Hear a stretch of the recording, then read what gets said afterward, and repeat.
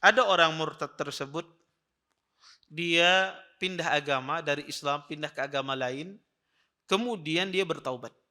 Kemudian dia kembali lagi kepada agama Islam. Apakah dia mengulangi ibadah yang sudah dia kerjakan di waktu agama Islam?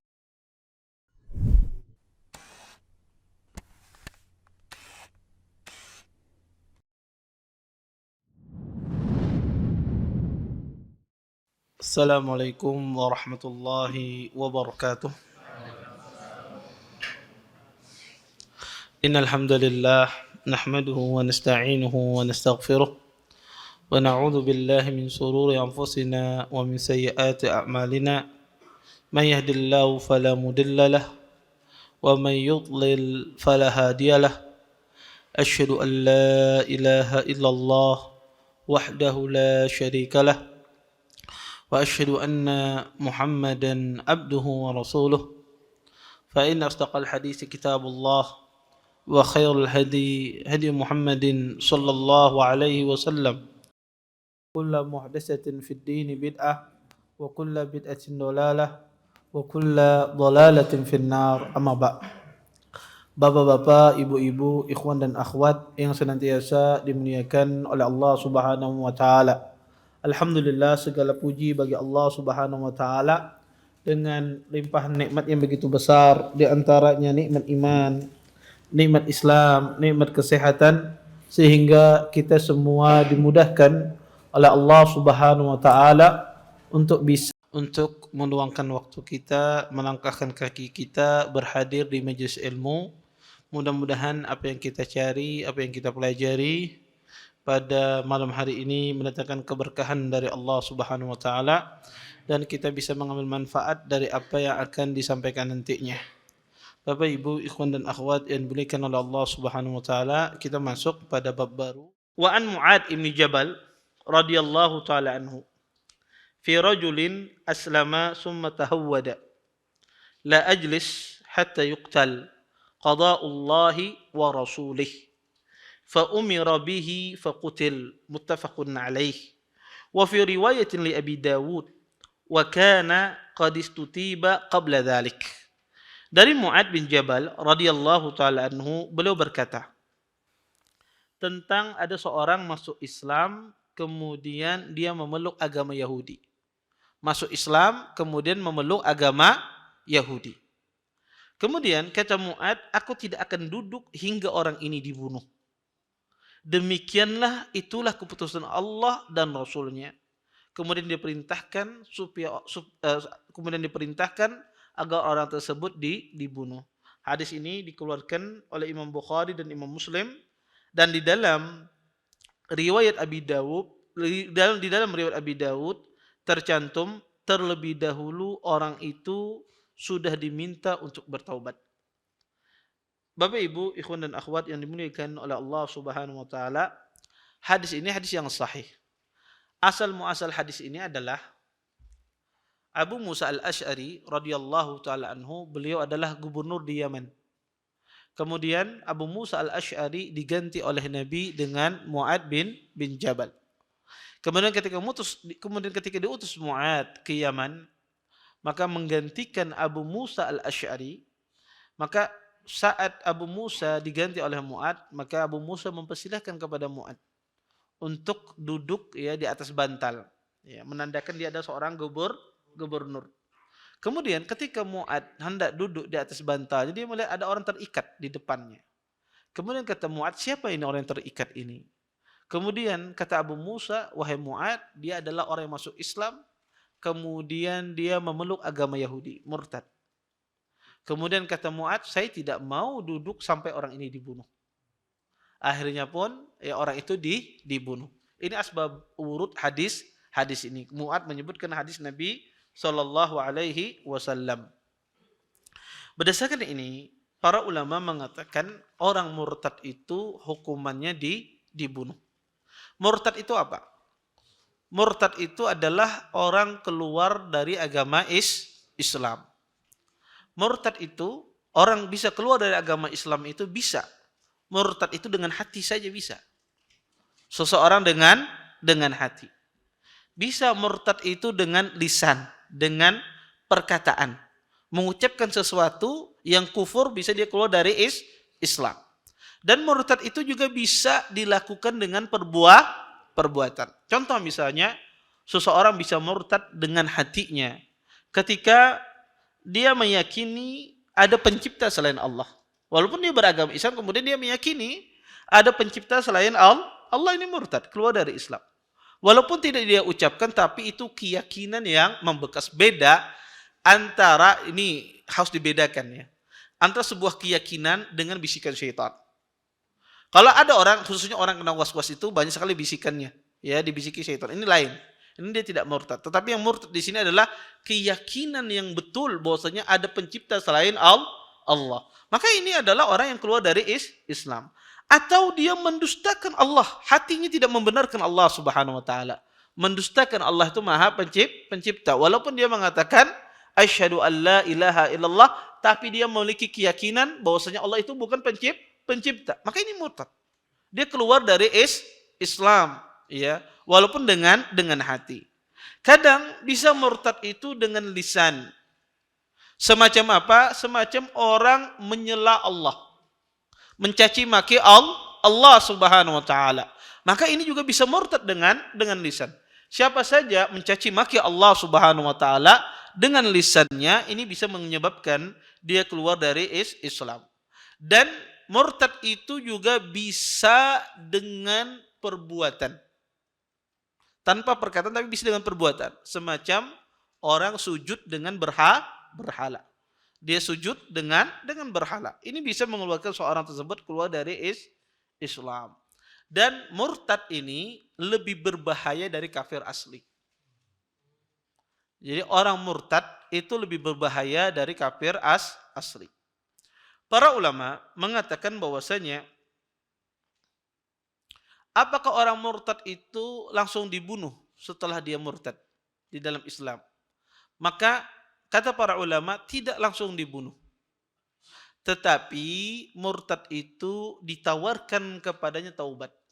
Selama 3 kali ditawarkan taubat kepadanya. Kalau dia tidak mau bertaubat, tidak mau kembali kepada Islam, maka waliul amr, seorang pemimpin yang memutuskan untuk dibunuh. Maka yang membunuhnya adalah pemimpin suatu daerah, suatu tempat atau suatu negara. Maka dia yang memutuskan, bukan sembarang orang. Oh, ini murtad dibunuh, enggak. Tetapi yang membunuh itu adalah yang memiliki kekuasaan, seorang hakim yang telah ditugaskan atau seorang qadi zaman dahulu. Maka kalau dia tidak bertaubat kepada Allah, maka dia disuruh untuk dibunuh. Dan tidak semua orang murtad itu ditawarkan taubat. Ada orang murtad tidak ditawarkan taubat, langsung dibunuh. Yaitu orang yang murtad yang dia memerangi Islam. Dia memerangi agama Islam. Ada orang murtad keluar dari Islam kemudian dia diam, tidak bicara apa-apa. Ini disebut dengan al-murtad al-mujarrad. Dia hanya sekedar murtad saja, tapi tidak memerangi Islam. Tapi ada orang murtad keluar dari Islam, kemudian dia serang agama Islam. Dia cela Allah Subhanahu wa taala. Dia cela Nabi Muhammad sallallahu alaihi wasallam. Dia cela ya agama Islam, syariat Islam. Atau dia berperang secara fisik, ya secara fisik yang tidak hanya lisan. Dia murtad. Maka orang semacam ini tidak langsung ditawarkan taubat, langsung dibunuh. Ya, maka kata Islam Taimiyah, ya murtad ini adalah murtad yang memerangi agama Islam. Tentu yang mempraktekkan ini adalah seorang qadi, seorang hakim. Kita hanya membahas dari sisi hukum saja. Kemudian ada beberapa udzur, ada beberapa udzur di dalam Islam. Orang itu tidak bisa dihukumi sampai dia kufur keluar dari Islam sampai terpenuhi udzur ini. Di antara udzur yang disebutkan oleh para ulama adalah kejahilan. Kadang ada seseorang melakukan sebuah ungkapan atau melakukan perbuatan yang kufur akibat kejahilan. Ya. Contoh misalnya dia melakukan hal-hal yang menyebabkan dia keluar dari Islam, tapi dia tidak tahu. Contoh misalnya dia sujud. kepada selain Allah, dan dia tidak tahu hukum sujud kepada selain Allah itu tidak boleh. Orang jahil. Maka orang semacam ini apakah dihukumi dengan kufur? Tidak. Kenapa? Karena ada mawani'nya. Karena dia jahil. Ada orang dia melakukan perbuatan kufur akibat dia mentakwil. Akibat dia mentakwil, melakukan sebuah perbuatan kufur, tapi dia mentakwil. Akibat ada syubhat di kepalanya. Maka orang semacam ini ya juga adalah orang yang tidak dihukumi kufur. Kenapa? Karena ada illah di sini, uzur di sini adalah adanya syubhat. Maka syubhat itu harus dihilangkan. Jadi orang kalau punya syubhat, ada pemikiran-pemikiran kufur akibat ada syubhat, maka harus ditegakkan hujjah. Jadi ditegakkan hujjah. Hujjah itu apa? Hujjah itu dipahami oleh orang yang terkena syubhat, bukan sekedar dijelaskan tapi dia tidak paham, tapi tegakkan hujjah dan dipahami hujjah tersebut. Ya. Karena syubhat itu khatir, syubhat itu sangat berbahaya. Makanya kata para ulama khattafah, syubhat itu seorang pencuri yang masuk menyelinap di hati seseorang, langsung mencuri hati seseorang. Maka kalau syubhat itu masuk kepada hati kita, akan susah keluar. Ya, akan susah keluar. Maka jangan bermain-main dengan syubhat. Jangan kata, oh, Anda sudah lawas mengaji, ya mendengarkan ini aman aja. Enggak. Jangan bermain dengan syubhat itu sangat bahaya. Makanya Ahlussunnah wal Jamaah sering sekali menyebutkan tidak boleh seorang itu menyebutkan syubhat kemudian tidak dibantah langsung. Harus dibantah langsung. Kada boleh kalau ada ustadz menyebutkan kita akan membahas beberapa syubhat orang-orang Mu'tazilah. Syubhat yang pertama ini.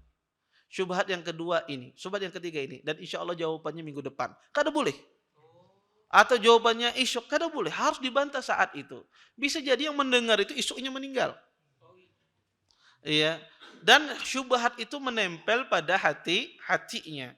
Maka tidak boleh seseorang, apalagi ikhwah suka apa? Men-share di medsos dan semisalnya perkataan-perkataan batil. Nah, lihat ini. Jangan sembarangan juga men-share. Kalau tidak ada bantahan, tidak perlu Anda share.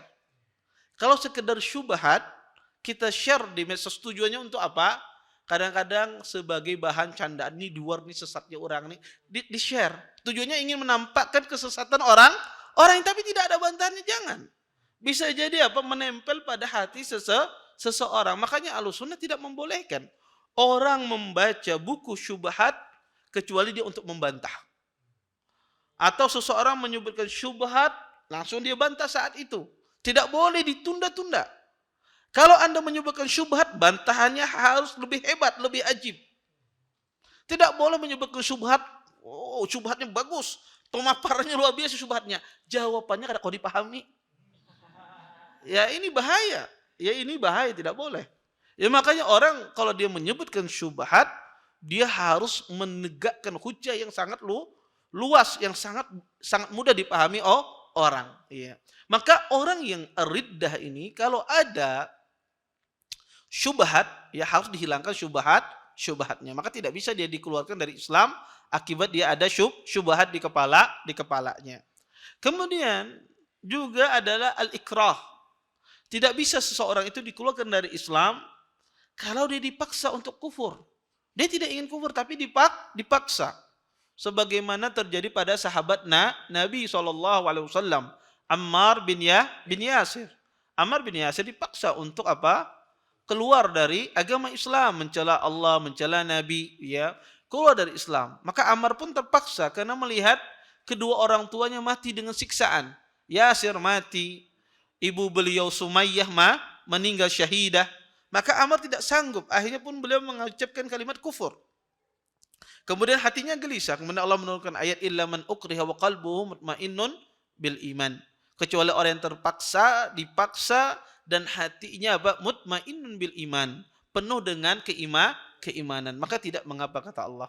Maka orang yang terpaksa pun juga ya tidak bisa dikeluarkan dari Islam. Kemudian yang terakhir kata para ulama al-khata. Orang salah, melakukan kesalahan tanpa sengaja. maka ini juga tidak keluar dari Islam, dan ini banyak terjadi. Di antaranya sahabat yang kehilangan ontanya. Orang kehilangan ontanya kemudian dia mengucapkan kalimat kufur, ya, anta abdi wa ana rabbuk. Ya sesungguhnya engkau ya Allah hambaku dan aku adalah Tuhanmu. Kata Nabi, akhta'a li syiddatil farah. Dia salah akibat terlalu bahagia. Maka orang-orang semacam ini tidak bisa kena kufur. Ya, tidak bisa kena kufur. Oleh karena itu kata para ulama, kalau ada udzur-udzur semacam ini, maka tidak dihukumi dia keluar dari Islam. Tapi kalau tidak ada udzur semacam ini, seorang melakukan mencela Allah, ya mencela Rasulullah SAW, ya, atau melakukan hal-hal berpindah agama, maka dia keluar dari Islam. Dan orang murtad, ya, sebagaimana saya katakan, lebih berbahaya daripada orang kafir. Ya, lebih berbahaya daripada orang kafir. Dan murtad ditawarkan taubat kalau seandainya dia murtad sekedar murtad. Kalau dia murtadnya memerangi Islam, ya maka dia langsung dibunuh. Sebagaimana Al-Hallaj. Al-Hallaj itu dibunuh langsung. Ketika berada di Baghdad oleh Amir Baghdad, langsung dibunuh. Karena dia mengatakan anal haq, kata dia, kata Hallaj. Sesungguhnya Allah menyatu denganku. Akulah Allah, kata dia, anal haq, ya. Aqidatu wahdatul wujud, al-hulul. Allah itu menyatu dengannya. Dia mengatakan, ya, saya menyatu dengan Allah. Saya adalah Tuhan. Kata al-haq itu maksudnya dia adalah Tuhan. Maka langsung dibunuh oleh Amir pada saat itu. Kenapa? Karena dia memerangi Islam dengan lisannya. Kemudian di antara permasalahan murtad juga adalah kalau seandainya ada orang murtad tersebut, dia pindah agama dari Islam, pindah ke agama lain, kemudian dia bertaubat. Kemudian dia kembali lagi kepada agama Islam. Apakah dia mengulangi ibadah yang sudah dia kerjakan di waktu agama Islam? Contoh misalnya, di agama Islam dulu dia pernah umrah dan haji. Kemudian dia murtad, keluar dari Islam. Kemudian dia masuk lagi agama Islam. Apakah dia mengulangi hajinya, mengulangi umrahnya? Maka kata para ulama, tidak. Orang yang murtad, kemudian dia masuk lagi ke dalam agama Islam, maka dia tidak perlu mengulangi ibadah yang dulu pernah dia kerjakan di waktu dia Islam, seperti haji dan umrah. Maka ibadah itu dikembalikan kepadanya. Sebagaimana firman Allah di dalam Al-Quran, wa may yartadda minkum an dinih fayamut wa kafirun faulaika habitat a'malun fid dunya wal akhirah wa ulaika ashabun nar hum fiha khalidun. Kata Allah, ya, barang siapa yang murtad, ya, dari kalian, dari agamanya, kemudian dia mati dan dalam kondisi kafir, faulaika habitat a'maluhum. Mereka lah orang yang binasa amalannya. Ayat ini Allah mengatakan mereka mati dalam keadaan kufur. Menunjukkan mafhum dari ayat ini, kalau seandainya mereka ini mati dalam keadaan Islam, maka amalan ibadah mereka kembali, tidak binasa. Sehingga kata para ulama, kalau ada orang murtad atau ada orang kafir, ada orang murtad kemudian masuk Islam, maka tidak perlu dia mengulangi hajinya, tidak perlu dia mengulangi umrahnya, dan semua ibadahnya yang dulu sebelum Islam dikembalikan. Orang kalau sudah kufur, amalannya binasa, habis sudah tidak ada lagi amalannya. Tapi ketika dia masuk Islam, amalan itu dikembalikan. Ini nikmat yang luar biasa dari agama Islam. Amalan yang dulu dibinasakan dikembalikan oleh Allah Subhanahu wa taala. Taib. Kita lanjutkan ke hadis berikutnya. An Ibnu Abbas radhiyallahu taala anhu maqal, qala Rasulullah sallallahu alaihi wasallam, man baddala dinahu faqtuluh. Rawahul Bukhari. Dari Ibnu Abbas radhiyallahu taala anhu, beliau berkata, Rasulullah sallallahu alaihi wasallam pernah bersabda, barang siapa yang menukar agamanya, maka bunuhlah dia. Hadis ini dikeluarkan oleh Imam Bukhari. Hadis ini, ya hadis yang sahih tentunya. Hadis ini menjelaskan kepada kita, menegaskan kepada sebelumnya bahwasanya orang yang mengganti agamanya maka dia dibunuh. Dan tentunya sekali lagi saya katakan yang berwenang melaksanakan ini adalah waliul amr, seorang penguasa, seorang hakim atau seorang pejabat yang telah ditugaskan oleh pemerintah untuk mengeksekusi. Maka dialah yang berkuasa. Maka tidak semua orang yang bisa melakukannya. Kemudian dari hadis ini ada beberapa faedah yang bisa kita ambil. Faedah yang pertama adalah orang yang murtad itu dibunuh kalau mereka sudah balik dan sudah berakal, diminta untuk bertobat. Karena kadang ada orang itu murtad, dia dan anaknya masih kecil, maka yang kecil ini tidak. Ya, yang diminta untuk bertaubat adalah semuanya, tetapi ketika dihukum nanti yang balik. Adapun yang masih belum balik maka dia tidak kena hukum. Kemudian juga hadis ini menjelaskan kepada kita untuk bersegera mengingkari kemungkaran.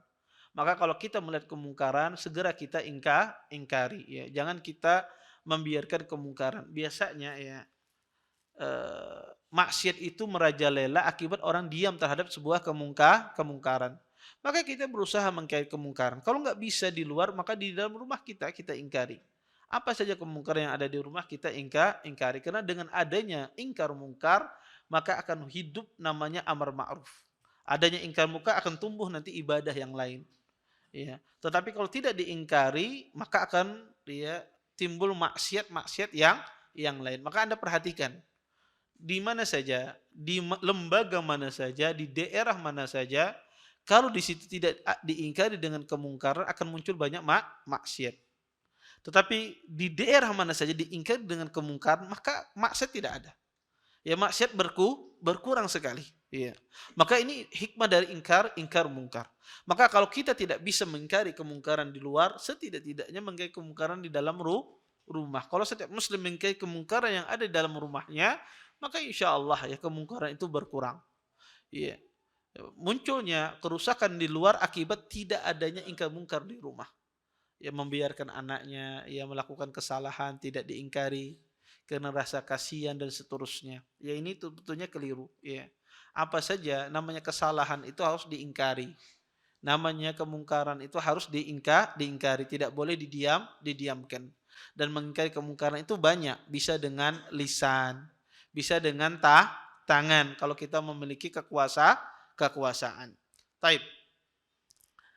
Kemudian di antara faedah juga di dalam hadis ini adalah bersegera menjalankan hukuman had. Hukuman had itu adalah hukuman yang telah ditentukan di dalam syariat Islam. Maka seseorang hendaknya bersegera dia menjalankan hukum had tersebut. Jangan dia tunda. Kemudian dan yang terakhir adalah yang melaksanakan hukuman ini adalah penguasa, bukan sembarang orang melakukannya. Kita lanjutkan hadis yang terakhir dalam bab ini. Wa Ibnu Abbas radhiyallahu taala anhuma anna a'ma kanat lahu ummu waladin tashtumun nabiyya sallallahu alaihi wasallam wa taqa'u fihi fayanhaha fala tantahi falamma kana dhata lailatin akhadha al-mi'wal فجعله في بطنها واتكأ عليها فقتلها فبلغ ذلك النبي صلى الله عليه وسلم فقال ألا أشهد فإن دمها هدر روى أبو داود ورواته ثقات. Dari Ibnu Abbas radhiyallahu taala anhuma, ada seorang laki-laki buta memiliki seorang ummu walad yang mencela dan memaki Nabi SAW. Laki-laki buta itu sering melarangnya, tetapi tidak diindahkan oleh Ummul Walad ini. Ummul Walad ini adalah budak. Jadi budak yang disetubuhi oleh majikannya, kemudian mempunyai anak, itu disebut dengan Ummul Walad. Budak itu disebut dengan Ummul Walad. Maka pada malam hari jadi budaknya ini Ummul Walad ini suka ya mencela dan memaki Rasulullah sallallahu alaihi wasallam. Maka laki-laki yang buta ini sering melarangnya, tapi tidak diindahkan oleh Ummul Walad ini. Kemudian pada malam hari laki-laki itu mengambil belati dan menusuknya ke perut wanita tersebut hingga tewas. Kasus itu sampai kepada Rasulullah sallallahu alaihi wasallam dan Nabi pun bersabda, kata Rasulullah, saksikanlah bahwa darah wanita itu tidak berarti. Hadis ini dikeluarkan oleh Imam Abi Dawud dengan rawi yang thiqah. Bapak Ibu, ikhwan dan akhwat yang dimuliakan oleh Allah Subhanahu wa taala, hadis ini ya, hadis yang disahihkan oleh para ulama. Hadis ini bercerita tentang masalah seseorang yang mencela Nabi sallallahu alaihi wasallam. Kemudian ditegur orang ini, tetap dia masih mencela dan mencaci maki Nabi. Maka ya orang yang buta ini pun menusuknya, menghujamkan dengan pisaunya, dengan belatinya. Maka mati seketika wanita ini. Kemudian dibawa permasalahan ini di hadapan Nabi SAW. Kemudian Nabi pun tidak mengkisas orang yang buta ini. Kata Nabi, saya persaksikan bahwasanya darahnya betul ditumpahkan. Berdasarkan ini, para ulama pertama mengatakan bahwasanya mencela Nabi, mencaci maki Nabi itu hukumannya adalah pertama dia kufur, keluar dari Islam. Siapa saja yang mencaci maki Rasulullah, maka dia keluar dari Islam. Karena Allah mengatakan, "Qul abillahi wa ayatihi wa rasulihi kuntum tastahzi'un." Apakah dengan Allah dan ayatnya dan rasul-rasulnya kalian mengolok-ngolok? Kata Allah, laqad kafartum ba'da imanikum. Sungguh kalian telah kufur setelah kalian beriman. Maka siapa saja yang mencela Nabi SAW, siapapun dari muslim, baik laki-laki ataupun wanita, mencaci maki Nabi, mencela Nabi SAW, maka dia keluar dari Islam. Ya, maka dia murtad, keluar dari Islam. Dan orang yang mencaci maki Nabi itu ada dua keadaannya. Pertama, imma dia orang kafir, kemudian dia mencela Nabi SAW, kemudian dia masuk Islam, maka diterima Islamnya dan diterima taubatnya. Dan tidak dibunuh. Tidak dibunuh. Yang kedua, ada orang mencela Nabi SAW, dia orang muslim. Orang muslim. Kemudian dia tidak bertaubat. Orang ini dibunuh. Hukumannya adalah dibunuh oleh penguasa. Yang ketiga adalah orang yang masuk Islam, orang beragama Islam, mencela Nabi SAW, kemudian dia bertaubat. Hukumannya apa? Diterima taubatnya, tapi tetap dibunuh dia. Berdasarkan pendapat yang rajih di kalangan para ulama. Maka dibedakan, ahlul ilm membedakan antara orang kafir ketika dia mencela Nabi SAW, kemudian dia masuk Islam, tidak dikena hukuman. Ya. Tetapi kalau ada muslim mencela Nabi, apapun keadaannya, baik dia bertaubat atau tidak bertaubat, maka hukumannya tetap dijalankan. Hukumannya tetap dijalankan. Ya, dan ini karena mencela Nabi itu bukan mencela sembarangan. Karena orang mencela Rasulullah SAW, maka pada hakikatnya dia mencela syariat Islam yang dibawa. Maka sangat berhati-hati kita ya dalam masalah menjaga lisan kita ya.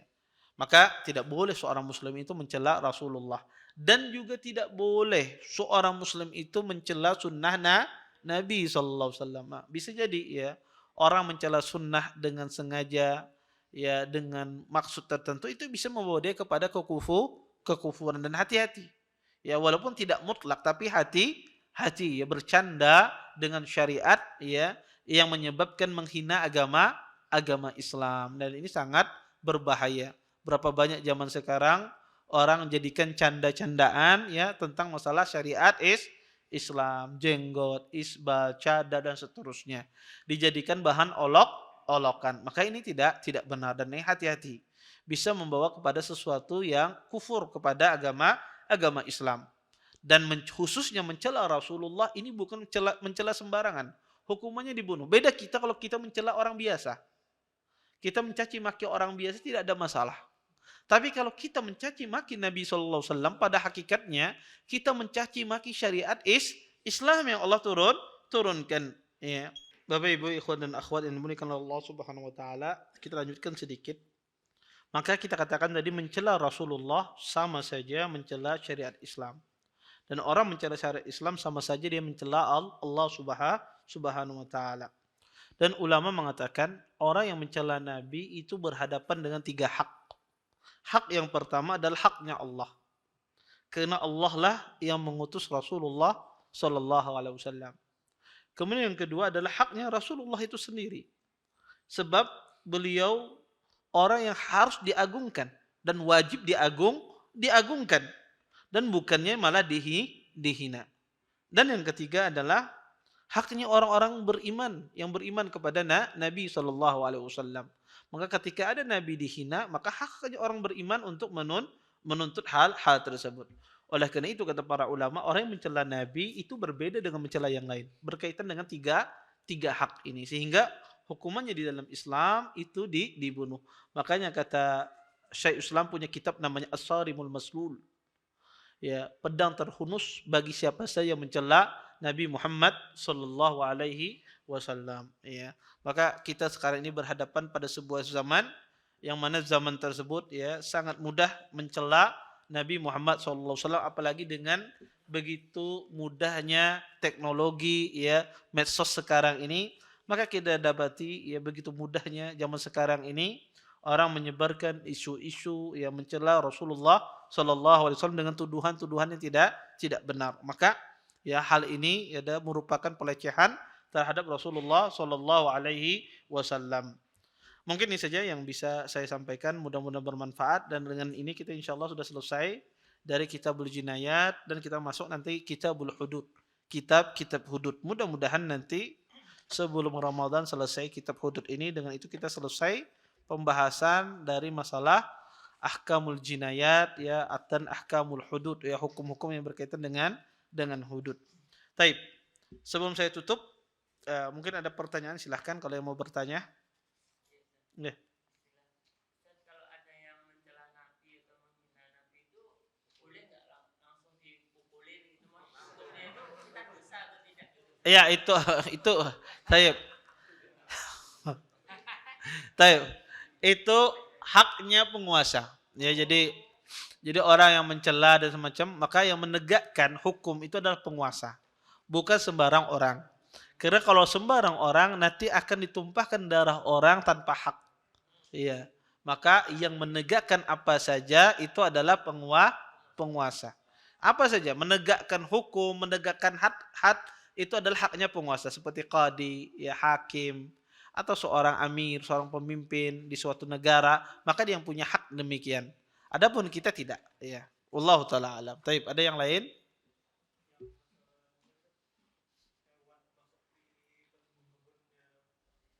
Mm-mm.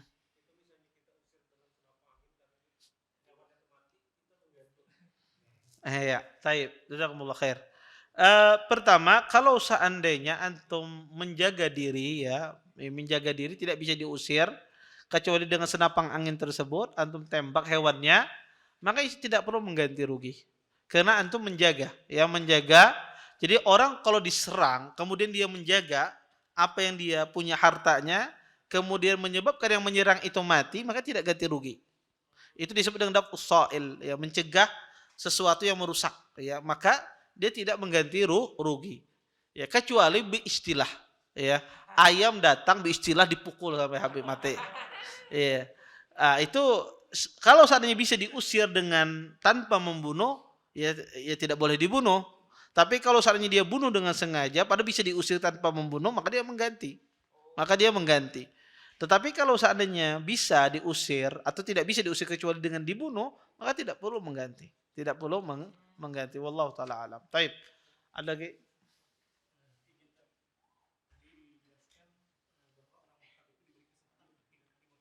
Hmm.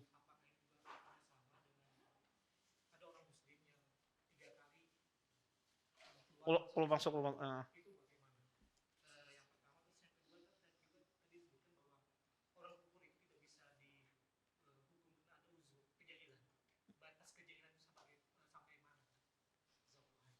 Ya, jazakumullah khair atas pertanyaannya. Pertama, apakah diterima murtad orang itu? Apakah diterima taubat orang murtad itu ketika dia murtadnya berkali-kali? Murtad masuk Islam, murtad lagi masuk Islam, murtad lagi masuk Islam berkali-kali bolak-balik. Sebagian ahli ilmu mengatakan tidak diterima kalau dia bolak-balik. Sebagian ulama. Tapi yang rajih diterima karena Allah Subhanahu wa taala menerima taubat seorang hamba. Ya, menerima taubat seorang hamba. Bisa jadi dia di awal-awal main-main, bisa jadi di akhir dia betul-betul taubat kepada Allah Subhanahu wa taala. Maka sebetulnya tidak ada batasannya. Selama dia betul-betul taubatun nasuha, maka taubatnya diterima oleh Allah Subhanahu wa taala. Kemudian yang kedua, apa batas kejahilan itu sendiri? Ya, ini sebetulnya permasalahan yang pekik ya, permasalahan yang rumit di dalam ilmu akidah. Ya, kenapa? Karena masalah al-udzur bil jahal. Memberikan uzur di dalam masalah kejahilan. Ya, sebagian ahlul ilm melihat tidak ada uzur pada zaman sekarang ini tentang masalah kejahilan. Karena begitu majunya teknologi dan semisalnya. Tetapi sebetulnya masih ada uzur tersebut. Ya, uzur tersebut masih ada. Karena banyak orang-orang khususnya di pedalaman dan semisalnya banyak hal-hal tentang syariat Islam ini mereka tidak tahu. Nah, terus sebatas mana uzur tersebut? Uzur kejahilan itu sebatas mana? Para ulama mengatakan adalah sebagian itu maklum minad din bid darurah. Kalau sesuatu maklum minad din bid darurah maka tidak diberi uzur. Sesuatu yang maklum minad din bid darurah.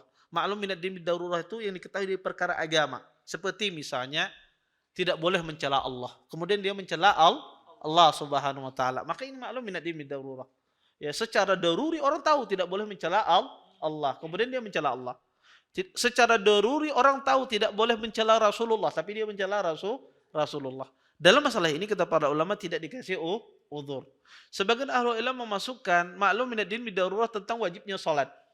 Dia tidak mau sembahyang. Anak ada tahu sembahyang itu wajib. Ini tidak dikasih uzur kata para ulama. Kenapa? Karena itu ada sesuatu yang diketahui, ya, secara din minad darurah. Maka ahlu ilmu juga berselisih tentang dawabit daruratnya ini. Darurah itu seperti apa? Terjadi khilaf panjang lebar, tapi ini secara umum demikian. Ya, ada pembahasan bagus ya di majalah Akidah Islamiyah. Kalau antum buka di website itu ada punya jurnal tulisan bahasa Arab ya punyanya di jurnal ilmiah yang ditulis di kampus ya Universitas Islam Madinah di Fakultas Akidah itu membahas dengan uzur bil jahal itu secara terperinci. Itu sangat bagus sekali. Saya lupa penulisnya. Maka antum tulis uzur bil jahal di jurnal Universitas Islam Madinah itu akan keluar. Ya, maka itu bagus sekali membahas permasalahan ini secara detail ya. Kemudian ini type yang di belakangnya.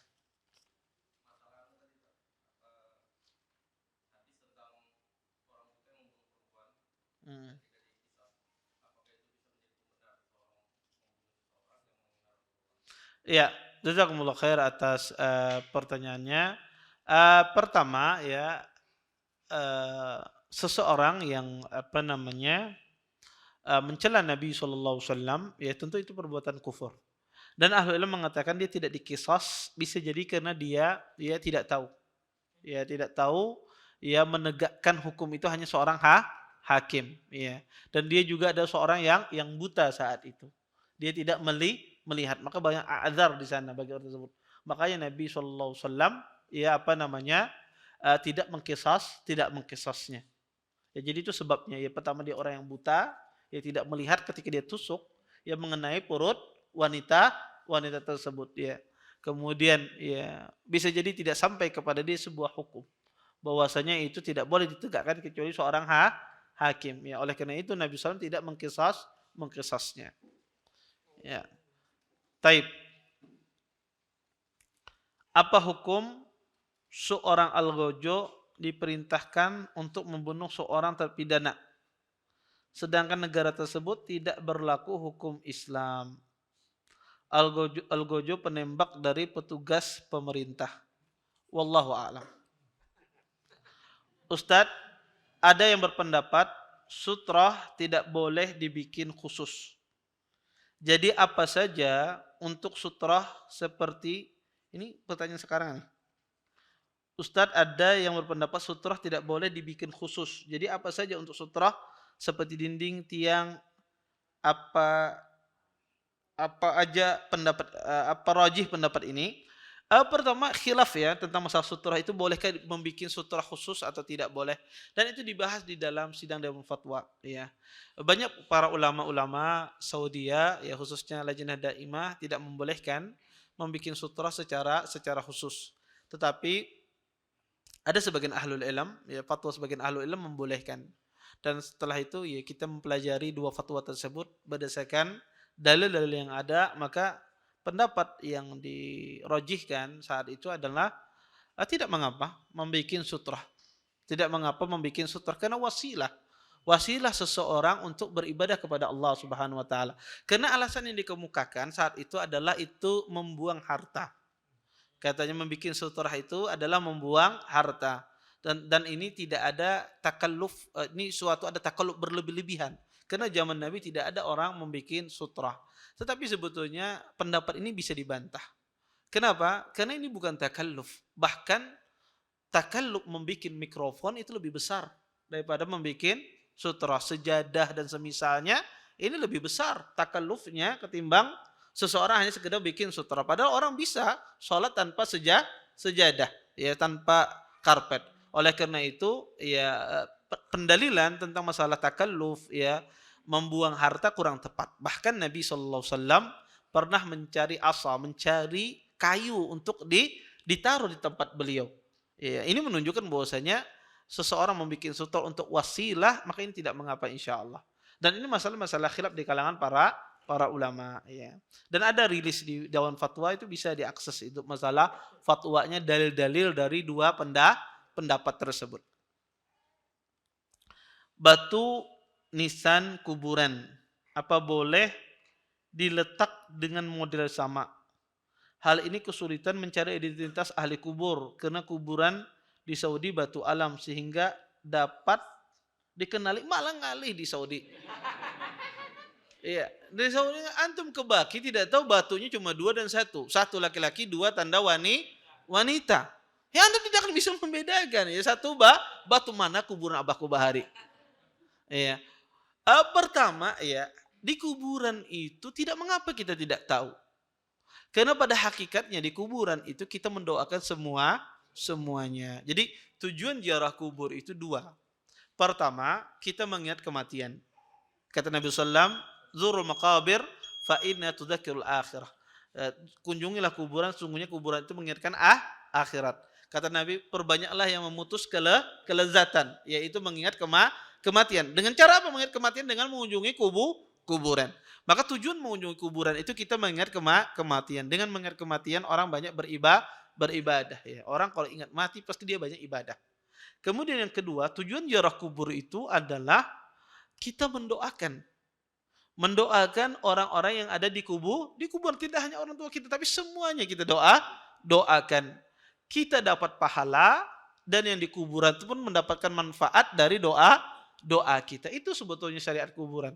Tidak mesti kita tahu di mana kuburan ayah kita, di mana saja Anda berdiri, Anda berdoa, maka itu sudah cukup. Ya, itu sudah cukup. Yang penting tujuannya adalah kita mengingat kematian, itu tujuannya, fungsinya.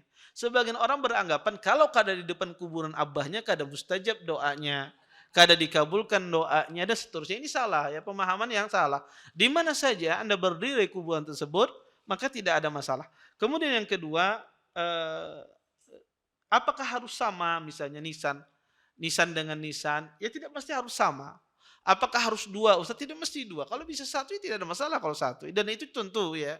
Masalah naruh nisan ini tentu dikembalikan kepada urut masing-masing ya. Di suatu tempat bisa jadi tempat sini nisannya 2, bisa jadi tempat sini 1 dan seterusnya. Maka dikembalikan kepada urut masing-masing di suatu tempat. Taib. Ustadz, bagaimana bila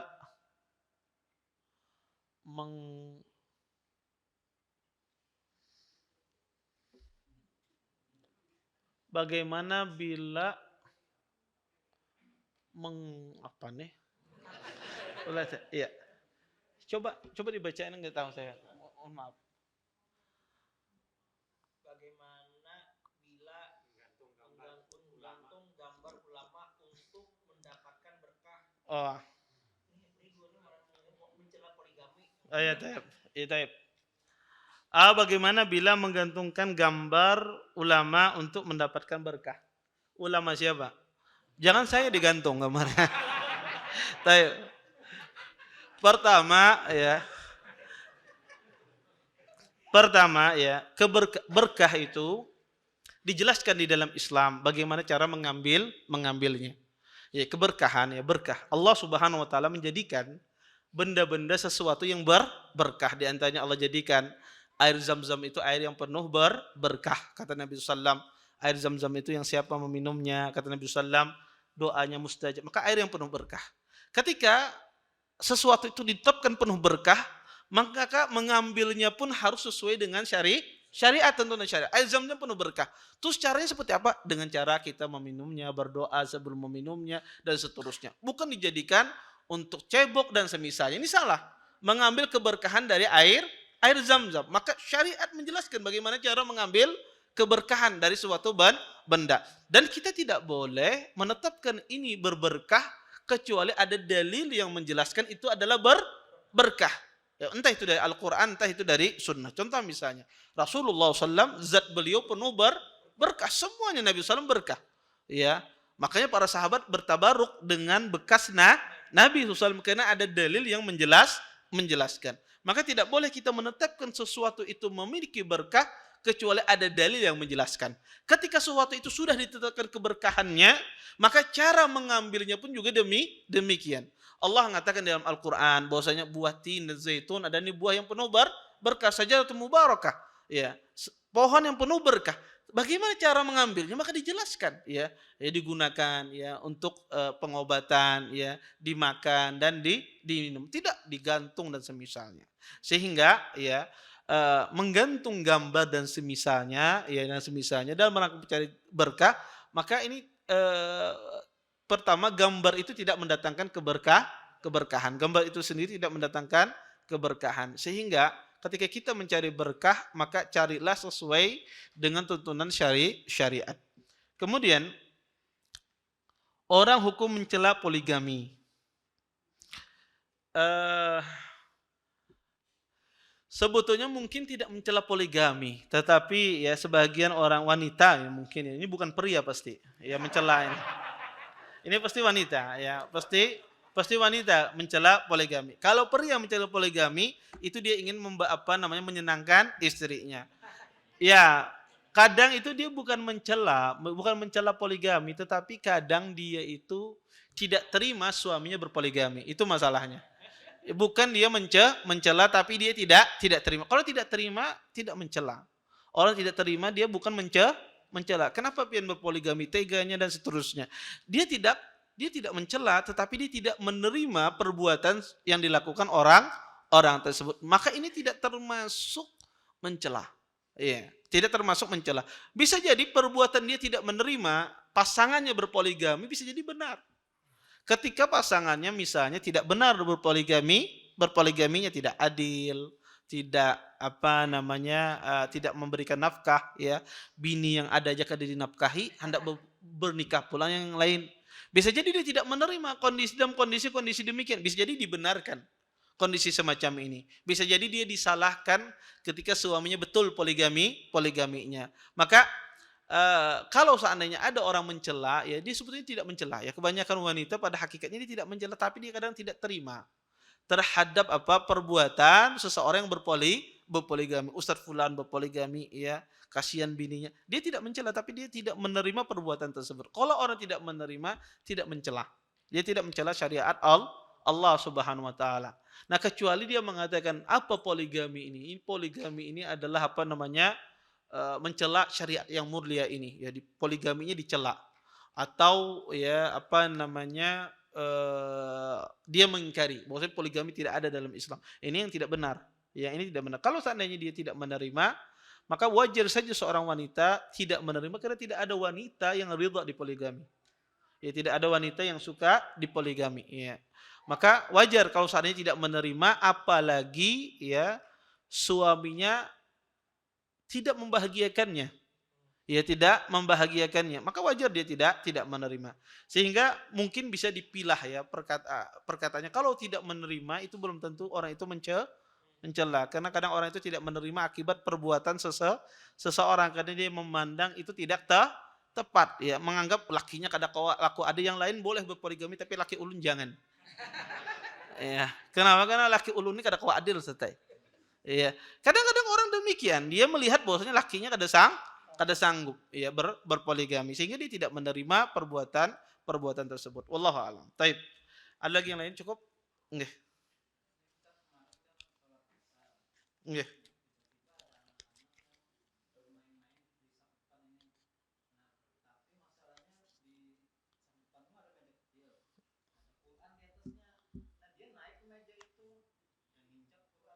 Hmm.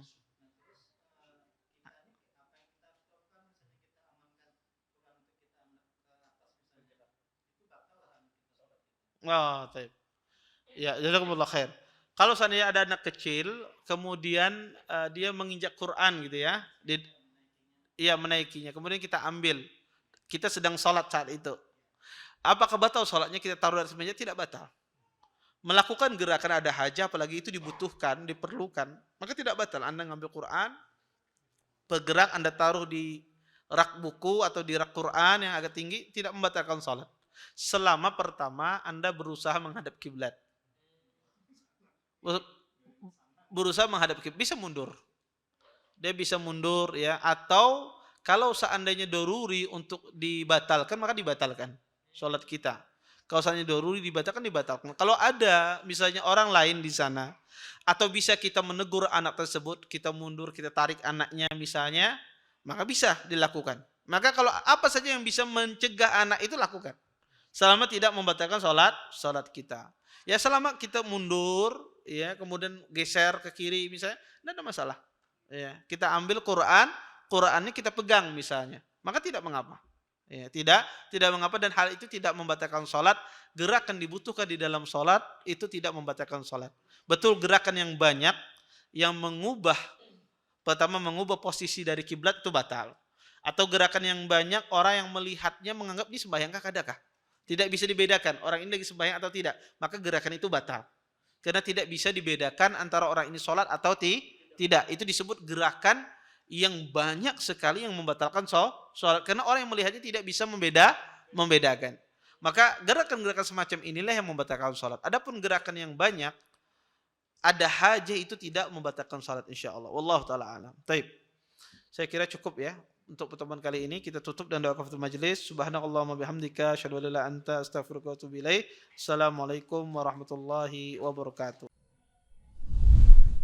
Terima kasih. Jazakumullah khairan wa barakallahu fikum. Video ini dibuat atas partisipasi dari donasi Anda. Semoga menjadi amal jariah bagi Anda semuanya.